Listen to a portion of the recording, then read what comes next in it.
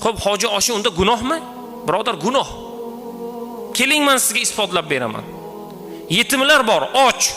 Sizni dasturxoningizda hamma boylar. Birodar, siz biling, sizni marosimingizga kelgan odamlarni yarmidan ko'pini siz chaqirgan dasturxondan o'zining uyining dasturxoni ziyoda.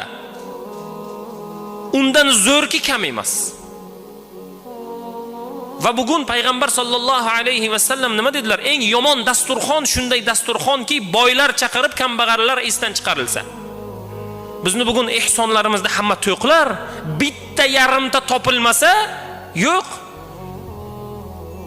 Siz mayli, men shunday odamlarga rahmat va barakalla aytaman. Yetimxonadan, kam ta'minlangan boylarni qo'ying, qarindoshlarni qo'ying.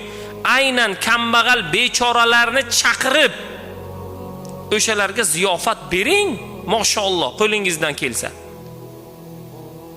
Shunday qila olmaysizmi? Birodar, hoji oshini ham qilmang. Shuning uchun payg'ambar sollallohu alayhi va sallam nima deyaptilar? Kim agar munkar, noto'g'ri ishni ko'rsa, qo'li bilan qaytarsin.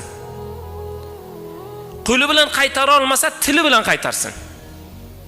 Tili bilan qaytara olmasa, qalbi bilan qaytarsin.